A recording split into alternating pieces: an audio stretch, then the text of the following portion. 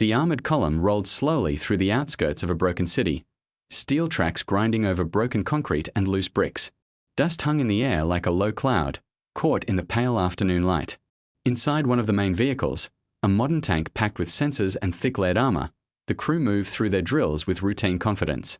The commander watched the streets through his optics, the gunner scanned balconies and rooftops, and the driver eased the machine forward, trusting the protective shell around them that had been tested against almost every known threat. They knew the statistics. Reactive panels on the hull.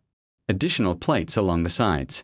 A defensive system that could detect incoming guided munitions and throw countermeasures into their path. On paper, this vehicle was one of the safest places on the battlefield. Yet as they rolled past a burnt-out storefront and a collapsed balcony, one small group of fighters watched from a dark upper room with a very different perspective. One of them knelt by an open window, resting a long, familiar tube on a crumbling sill. The launcher was older than he was, its paint worn smooth where countless hands had carried it. A simple sight, a trigger, a padded shoulder rest. Nothing about it looked futuristic. It did not speak the language of lasers or computers. It spoke the language of leverage. On the floor beside him, another fighter crouched over a single rocket, checking the fuse and the fin assembly with practiced care. No complex electronics. No guidance. Just metal, propellant, and a shaped explosive that had been refined and re-refined since the early days of the Cold War. The tank passed the corner below them, momentarily exposing its side and rear as it turned into a tighter street. The commander was focused forward, watching a possible roadblock. The air outside seemed empty. No movement, no muzzle flashes. Somewhere far off, another vehicle fired a round that echoed between the buildings, but here the city held its breath. The loader slid the rocket into the front of the tube until it clicked into place. The shooter took a slow breath, settled the launcher on his shoulder, and let the simple sight settle on a portion of the tank's side where the extra plates were thinner and the angle was favorable. He knew he had one good chance before the vehicle reacted and the street exploded with return fire. The room behind him was cleared. The space was open enough to avoid serious backblast. It was not perfect, but good enough. He exhaled and squeezed the trigger. For a brief moment, the city lit up with a flash at the window. A short, sharp burst of smoke marked the launch. On the street, the tank crew heard only a peculiar, rising sound, a fast whoosh that did not match artillery or small arms. Before they could connect the sound to the threat, the rocket reached them. It struck the armor at an angle, exactly where the designer of the vehicle would have marked in red on a blueprint. Sensors screamed, the hull shook, and in an instant, the mission changed from cautious advance to emergency. When the dust settled, the tank sat disabled in the middle of the road. Its engine had gone silent, its tracks were locked, and the crew were focused on leaving the machine safely and getting to cover. The vehicle was not destroyed beyond recognition, but it was out of action. A launcher designed in the early 1960s had just forced a multi-million-dollar platform to stop moving. From the shooter's perspective, the equation was simple. One rocket, one tube, one opening. That moment, an old launcher changing the course of a modern engagement, is not an exception. It is part of a pattern that has repeated across jungles, deserts, mountains, and cities for more than half a century. The question is not just how this tool works, but why it still matters so much. Why a simple shoulder-fired launcher from the Soviet era can still define how armored vehicles move, where they dare to go, and how much risk commanders are willing to accept. To understand that, we have to go back to the first time infantry realized that their rifles could no longer touch the machines rolling toward them. In the early decades of the 20th century, the world's armies watched the battlefield change in front of them. On the muddy fields of the First World War, the first tanks were clumsy and slow, but they carried something revolutionary: protection from rifle fire. Soldiers who were used to deciding battles with small arms and bayonets suddenly faced moving metal shelters that shrugged off bullets like rain. The standard answer was heavy guns, but these were large, slow to deploy, and tied to fixed positions. Artillery could stop armor, yes, but not always where infantry needed it, and not always in time. Between the wars, engineers in several countries started asking the same question: how do you give a single soldier the power to defeat armor? At first, the answers were simple in concept but hard in practice. Anti-tank rifles were essentially oversized firearms, firing heavy solid-shot rounds. They could pierce early thin armor at close range, but as tanks gained thicker plates and better steel, these rifles became less and less effective. The arms race was moving faster than the rifles could keep up. The real breakthrough did not come from making bigger bullets. It came from rethinking how explosives interact with metal. Scientists discovered that shaping a charge and lining a hollow cavity with metal could turn an explosive into a focused jet capable of piercing thick plates. Instead of relying on sheer impact energy alone, this new method concentrated force into a tiny area. This principle, the shaped charge, would become the heart of almost every modern handheld anti-armor weapon. During the Second World War, the first practical shoulder-fired systems based on this idea appeared. In the United States, engineers developed the bazooka, a simple launcher that fired a rocket with a shaped charge at the front. It was not perfect, but it gave infantry a tool to challenge tanks in ways they had never had before. On the other side of the front, German forces captured some of these launchers, studied them, and decided to build their own versions, larger and more powerful. The Germans produced weapons like the Panzerschreck and the Panzerfaust, names that would stay in the vocabulary of armored warfare long after the war ended. These launchers could punch through the armor of Allied tanks at close range. They were terrifying to face, cheap to produce, and in the case of the Panzerfaust, designed to be thrown away after a single shot. For the first time, entire formations of tanks had to think carefully about moving through narrow streets or wooded areas where a solitary soldier with a tube on his shoulder could change the balance. But these weapons also had serious limitations.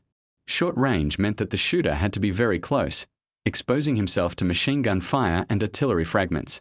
Some models produced a hazardous blast behind the launcher, dangerous to friendly troops standing in the wrong place. And when the war ended, so did the production of many of these systems. They were tools built in a rush for a specific, desperate moment. While Europe rebuilt, another country was quietly digesting the lessons of these designs. In the Soviet Union, planners knew they would likely face large tank forces in any future conflict. They looked at anti-tank rifles, field guns, German launchers, and Western rockets, and decided that the problem was not solved yet. They wanted something cheap enough to issue widely, simple enough for conscripts, and powerful enough to threaten the armor of the future. Out of this mix of influences and ambitions, a small family of weapons would be born, carrying 3 letters that would become known worldwide: RPG. The letters RPG do not originally stand for what many people assume. In Russian, they referred to a kind of handheld anti-tank grenade launcher, a concept rather than a specific model. The first tangible result of this concept, the RPG-1, appeared in the late 1940s. It was a short, somewhat crude launcher that looked more like a trial piece than a polished weapon. A wooden shield near the front tried to protect the user from hot gases, and the warhead that sat at the muzzle was an early attempt at a shaped charge round. On paper, the RPG-1 offered exactly what the Red Army wanted: a compact tool that a single soldier could carry, load, and fire against armor. In practice, the system struggled. Its rocket propulsion was unreliable, its range was short, and its accuracy left much to be desired. In cold weather, propellant performance changed, making shots unpredictable. The fuse that triggered the warhead sometimes failed to function as intended. Soldiers and trials joked that the weapon seemed unsure who it was aiming at. Soviet designers did not abandon the idea. They did what they were particularly good at: they simplified. The next step, the RPG-2, removed many of the complications of its older sibling. The launch tube was made sturdier but kept simple. The rocket itself became more reliable, with a stronger propellant charge and a refined warhead around 80 mm in diameter. In testing, it could pierce several handbreadths of armor plate when it struck cleanly.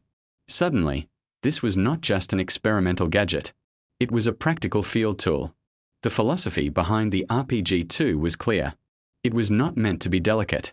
It was meant to be affordable and numerous. The launcher could be built in factories that did not have access to the most advanced machine tools. It could be handed to recruits with only basic schooling. Training materials stressed simple rules: estimate range roughly, aim for weaker parts of the target, and fire from positions with enough space behind you to avoid the exhaust. By the mid-1950s, the RPG-2 had entered service in significant numbers, not just in the Soviet Union but also in Allied states.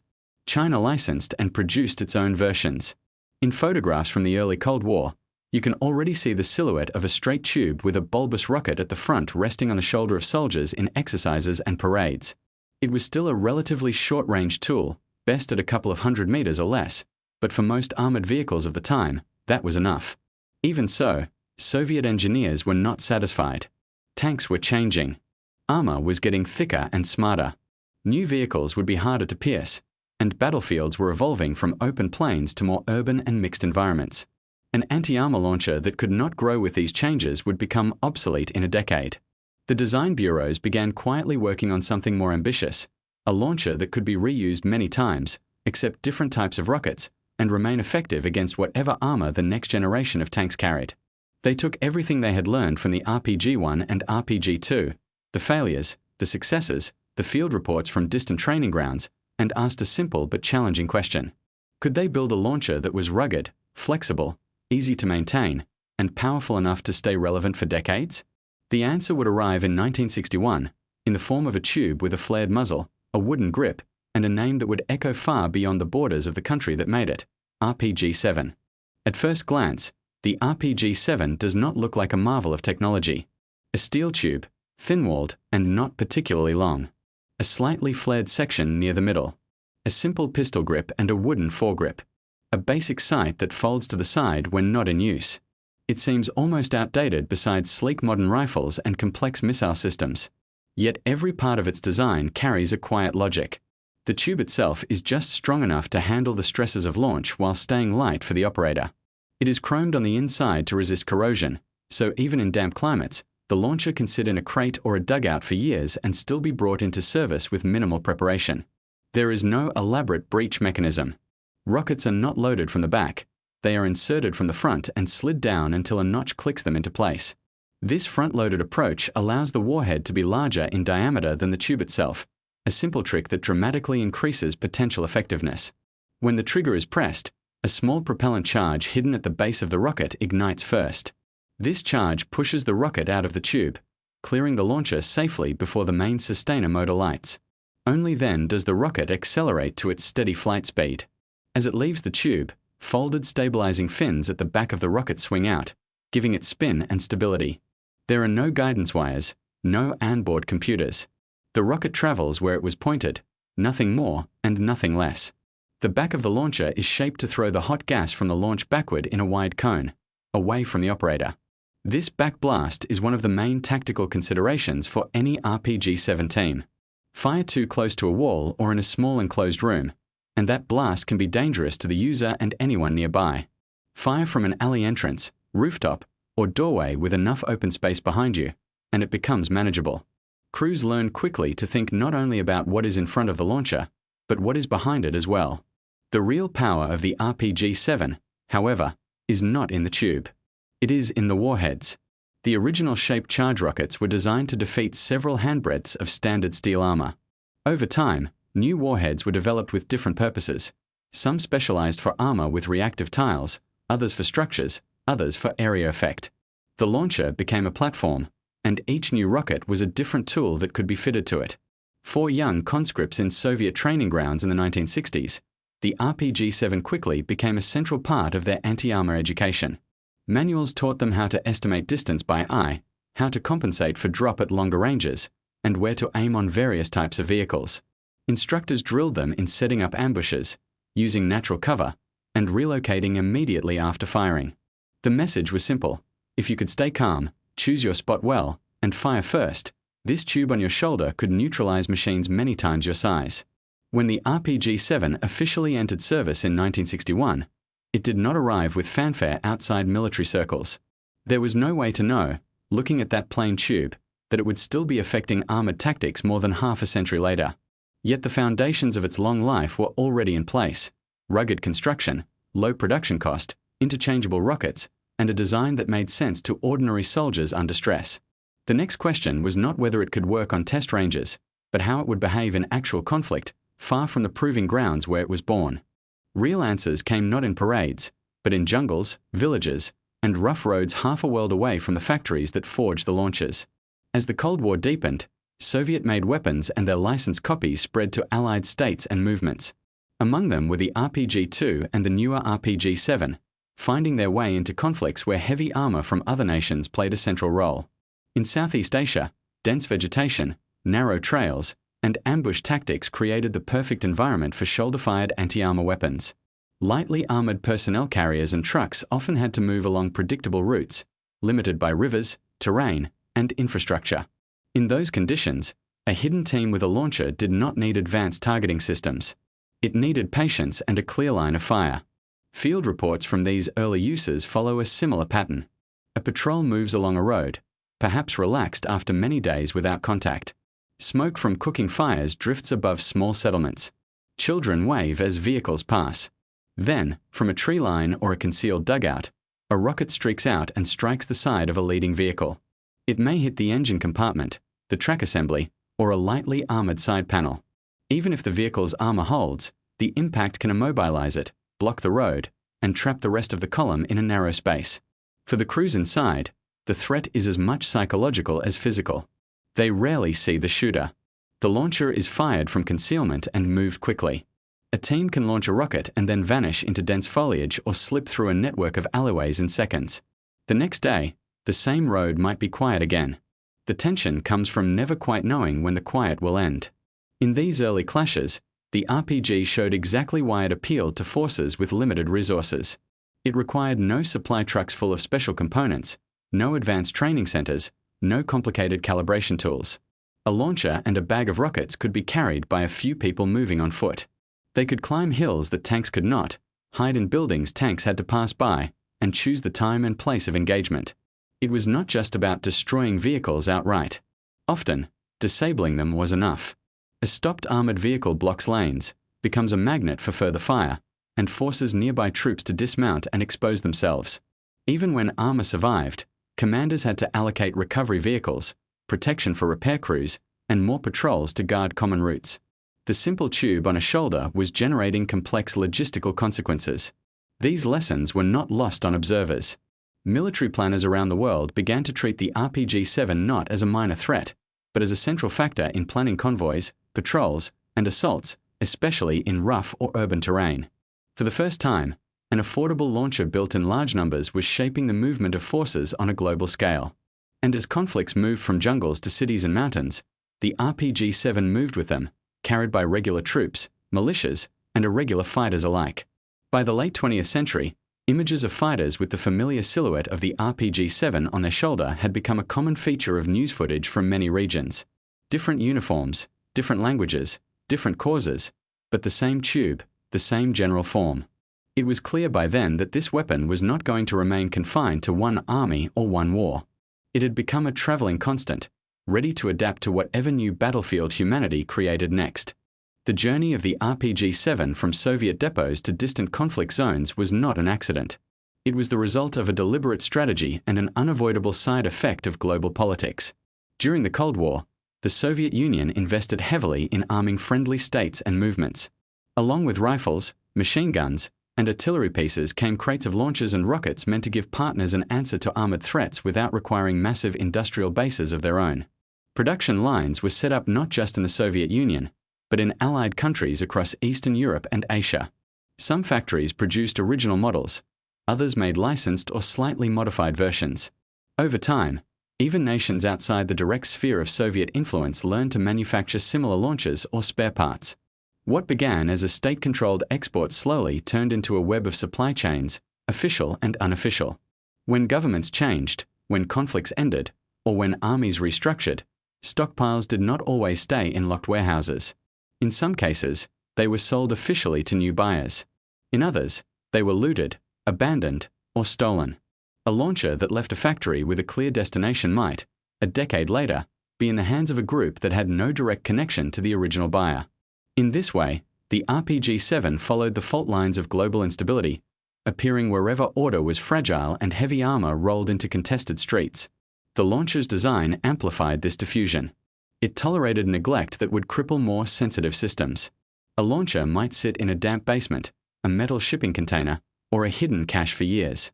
Clean it briefly, check that the trigger mechanism works, load a fresh rocket, and it would often still perform its basic function.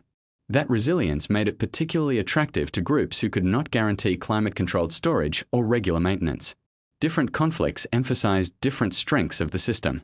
In mountains, fighters used ridgelines to fire down onto the thinner top armor of vehicles. In cities, they positioned themselves in upper floors or behind rubble to target roofs and engine decks. In deserts, where long, clear lines of sight made approaches obvious, ambushes were set at choke points, road bends, and narrow passes. The launcher slipped into each of these environments without needing redesign. Over time, New rockets expanded its role beyond pure anti-armor work. High explosive and fragmentation rounds gave it utility against bunker entrances, machine gun nests, and concentrations of infantry behind cover. Thermobaric warheads, designed for maximum effect in enclosed spaces, made it a fearsome tool in urban building clearing, even when no armored vehicle was present. The tube had become a multi-purpose launcher, more like a flexible toolkit than a single-purpose gun. For regular armies, this posed an uncomfortable reality. A single category of weapon could threaten both their vehicles and their fortified positions. For smaller forces and irregular groups, it offered flexibility that matched their needs perfectly. They did not have to carry separate systems for every role. They could change the head of the rocket and keep the same tube. In an age of tight budgets and improvised operations, that kind of modularity was invaluable. By the end of the 20th century, the RPG-7 had become more than a piece of equipment. It was part of the visual language of conflict. Journalists could recognize it at a glance. Tank crews trained with models of it in simulators. Security planners factored its potential presence into guard procedures for embassies, convoys, and bases. A design meant to solve a Soviet problem in the 1960s now influenced how nearly every army on Earth approached the question of moving through hostile territory. Behind the technical and tactical success of the RPG-7 lies a set of deeper reasons that explain why it has not been replaced by something newer and more advanced. The first is economic. Modern armored vehicles are among the most expensive land systems in any military inventory. By contrast, an RPG launcher and a supply of rockets are comparatively inexpensive. For the cost of a single tank, it is possible to arm many teams with launchers and provide them with enough ammunition for numerous engagements. That kind of price imbalance has powerful consequences. For forces with limited budgets, especially those without access to heavy industry, the RPG-7 represents an accessible way to influence battles that would otherwise be dominated by richer armies. It turns armor from an unquestioned advantage into a calculated risk. Every time a commander sends a vehicle into a contested street or valley, he must weigh not only the enemy's guns and artillery, but also the probable presence of a shoulder-fired launcher that costs a fraction of what his vehicle does. The second reason is doctrinal. The RPG-7 fits asymmetric warfare perfectly. It rewards patience, local knowledge, and clever positioning rather than raw firepower. Fighters who know their terrain can choose the best ambush spots, rehearse their fields of fire, and disappear before a heavier force can bring its full strength to bear. The launcher aligns with tactics that rely on hit-and-run attacks, surprise, and dispersion. The third reason is adaptability. Armor has not stood still since the 1960s. Tanks and armored vehicles have gained thicker plates, new materials, and defensive technologies like explosive reactive armor and active protection systems. Yet the basic launcher has kept pace by changing what sits on the front of the rocket. Tandem warheads, for example, put a small charge at the nose to trigger reactive tiles and clear them, followed by a main charge meant to strike the underlying armor. Thermobaric variants address fortified positions instead of armored hulls. New propellant mixes improve reliability in extreme temperatures. As defenders develop countermeasures, teams with RPG-7s adjusted their tactics. Instead of aiming at the strongest frontal armor, they targeted sides, rears, wheels, tracks, and external equipment. In urban areas, they fired from above or at steep angles. Rather than relying on a single shot, they coordinated multiple launches, knowing that even if most were intercepted or deflected, one might still find a vulnerable point. In some cases, the goal shifted from fully destroying a vehicle to simply immobilizing it or damaging critical sensors and external fixtures. All of this reveals the darker core of the RPG-7's long life. It persists not because humanity has failed to invent anything better, but because it perfectly serves a particular kind of conflict, one in which one side has more money and machines, and the other side has more time, resolve, and willingness to accept risk. So long as those conditions exist, so long as wars are fought in crowded cities and irregular terrain, a cheap, durable, flexible way to threaten armor will remain in demand. This has real human effects. Tank crews alter how they drive, where they pause, and how long they linger in one place. Convoys reroute around neighborhoods, sometimes leaving civilians isolated or cutting supply lines to entire districts.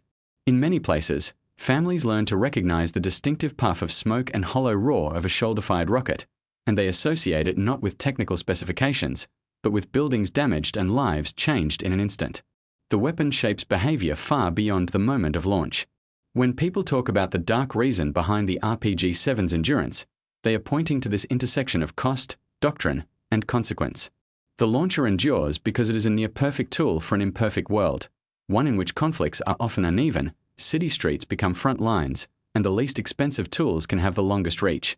That reality forces armored designers and commanders into a constant cycle of reaction, trying to stay one step ahead of a weapon that refuses to age out of relevance. As the RPG-7 spread and matured, the armored world reacted with its own wave of innovations. At first, the responses were improvised. Crews bolted spare track sections to vulnerable side panels, piled sandbags on hulls, and welded makeshift cages around their vehicles. The logic was simple. If you can make a rocket detonate a short distance away from the main armor, you reduce the effectiveness of the shaped charge. Even rough spacing could sometimes mean the difference between a mission-ending hit and a repairable dent. Industry soon turned these field experiments into standardized solutions. Additional plates were designed specifically to be attached to side armor. Slat armor, a grid of metal bars arranged in a cage-like pattern, became a common sight on vehicles deployed to high-risk areas. Its purpose was to disrupt the nose of the incoming rocket, potentially damaging the fuse or causing the warhead to detonate in an unfocused way. It did not make a vehicle invulnerable, but it added another hurdle for a simple launcher to overcome. Then came reactive armor, small rectangular tiles mounted on the outside of a hull, each containing a sandwich of metal and explosive. When a shape-charged jet struck a tile, the tile detonated outward, disturbing the jet and reducing penetration. Against single-charge warheads, this could be very effective. Many vehicles that might have been lost instead limped away with damaged outer layers but intact crew compartments, saved by those small panels. Yet every new defensive step sparked a new offensive answer. Tandem warheads, designed specifically to defeat reactive armor, appeared. The first small charge triggered the tile. Fractions of a second later, the main charge followed, hoping to meet bare armor behind a disrupted defense. Teams learned to concentrate fire, hitting the same portion of a vehicle multiple times. A system that promised safety against one or two rockets could be overwhelmed by several launched in quick sequence. The next phase moved into high technology. Soft kill systems tried to confuse guided missiles, but they were of limited use against unguided rockets like those fired from an RPG-7. Hard kill systems, by contrast, were meant to work directly against incoming projectiles of all kinds. Small radars on a tank's turret scanned for threats. When they detected a rocket, they fired mini-interceptors that exploded near the incoming warhead, trying to break or deflect it before impact. These systems changed the game again, but they were expensive and complex. They needed regular maintenance, trained technicians, and careful rules of use to avoid harming friendly troops nearby. They could be saturated by multiple simultaneous launches. They did not appear on every vehicle, only on select high-value platforms. The RPG-7 did not disappear when they arrived. Instead, it continued to demand attention, forcing planners to decide where to concentrate limited defensive resources. In a way, the RPG-7 acted as a constant pressure on the entire ecosystem of armored warfare. It pushed designers to add layers, and every layer added cost, weight, and logistical burden. Fuel consumption rose. Bridge ratings became tighter. Transport aircraft could carry fewer vehicles. To protect against a relatively cheap launcher, armies had to accept a chain of trade-offs extending far beyond the shape of the armor itself.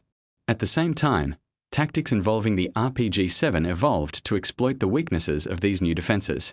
Fighters used rooftops and basements to create angles that were harder for sensors to monitor. They fired from complex urban geometry where radar returns were cluttered, then immediately shifted positions. Some groups began combining ground launches with overhead attacks from small drones carrying shaped charges based on warheads once designed for the launcher's tube.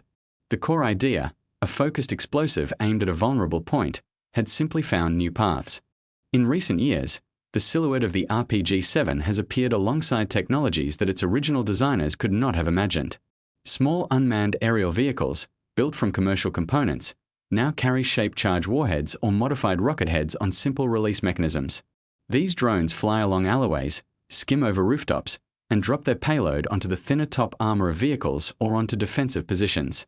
The same fundamental physics that once guided a rocket from a shoulder now guide a warhead from the sky. On the ground, fighters continue to use the classic launcher in ways that exploit the limitations of even the most advanced defenses. Active protection systems, for all their sophistication, have finite reaction times and limited stores of interceptors. If several rockets are fired in a narrow window, the system may not be able to stop all of them. In some documented encounters, this is turned into a deliberate tactic, multiple teams firing from different angles to overload the protective bubble around a vehicle. At the same time, many armies and governments face a difficult financial reality. Equipping every vehicle with the newest protective suite is simply not feasible. Budgets favor frontline tanks and selected fighting vehicles. Support trucks, older models, and allied formations may go without. The result is a layered battlefield in which some vehicles move under a protective cloud of sensors and interceptors, while others rely on older armor and improvised measures. For RPG teams choosing targets, this unevenness offers opportunities.